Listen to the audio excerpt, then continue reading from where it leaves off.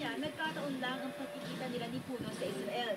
Hindi rin daw totoong malapit siya kay Puno. Giit din niya, lehitimo at tumalima raw ang kanyang kumpanya sa proseso ng bidding. At maluwag na tinanggap ang pagkakadisqualify sa kanila ng Bids and Awards Committee.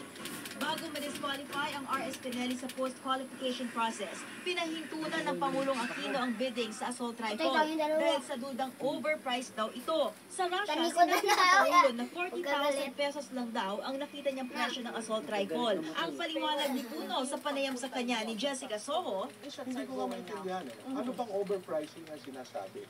We just finished Gamitin mo kaya handgun mo. the contract for the 9,900 block na sinasabi nila na lahat ng mga tao, even the bidders, the national bidders are saying Ay, video yan kuya. you got the best price. Diba? Video? The initial Di picture. yata yung binibili in the past was Kabanin to. 120,000 per Ang rifle. dadalhin ko. Then bumaba daw ng 115.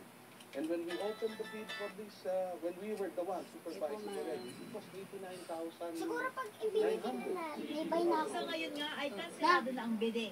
Sinisiyasat na rin ng PNP Directorate for Logistics ang bidding para sa pagbili naman ng 1,000 lakang assault rifle na para naman sana sa local police. 437. Di Alves na minuto, 24 oras. Sa Iloilo, isang bagong silang na sanggol. Lalaki ang natagpo ang nakasilid sa isang paper bag sa tapat ng isang bahay. Kwento ng may-ari ng bahay, may narinig ako na pag-iyak sa hating gabi. Makakawala naman din yun. Ang pinanggalingan ng iyak, doon niya natagpuan ang paper bag na may laman palang sanggol. Agad niyang dinala sa ospital ang sanggol na maayos na lang daw ang meral. Patuloy na iniimbestigahan ng pulisya kung sino ang nag-apaduna sa sanggol. Saan na yan? Wala. Ay, dapat dito sila Ginawa lumalabas. ng kidlat sa palayan. Tatlo sa kanilang napunuan. Nakatutok si Bridget Mayor dahil siya may iloko. Dito.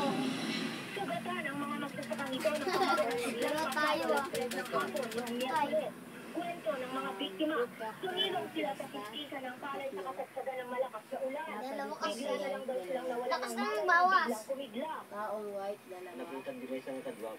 Isang pinadaman na ng load. Yung Isa green pa. na lang. Kasi nga po Diyos, may isa lang kang gagawin. Huwag ka mag-bracket. Dapat pagkalitada nga awan-awan si Puto. Tara na. Wait lang. Mga tumbak mo to. Para pares tayo. Panok Yung ano mo. Eh, ba't wala kang ano? Yung mamasitas mo Tatlo yun. sa limang magsasakang tinamaan, isinugod pa Pares nila. tayo. Pero Pares pinauwi pa Pares rin tayo ng ayos. si Mang Ildefonso. Tignan mo. Hinihinda pa rin ang pananakit ng dibdib. Diba? Hirap sa paglalakad matapos ang Alam ko. insidente.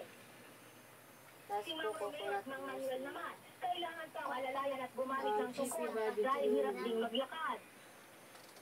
Swerte namang dinapuruan ng dalawa kanilang kasamahan. Fish cracker. Yun na, na. Ayon sa otoridad, Si Mang. posible ang toldang ipinagtakip dato ng mga puti vinegar. magsasaka sa kiskisa ng Isa. palay Malaki ang po. nagligtas sa kanilang buhay. Opo, plain Ba't wala na yung sinasabi nila sa baba? Ano po mo? May saba po kayo. Ano? Sa Pinalubanda di Sinasabi nila sa Ano baba? po? Yung ano sa meetings na Magkano po isang pin po? save ko ako ada. Tanuhan daw kinahulugan ko ma.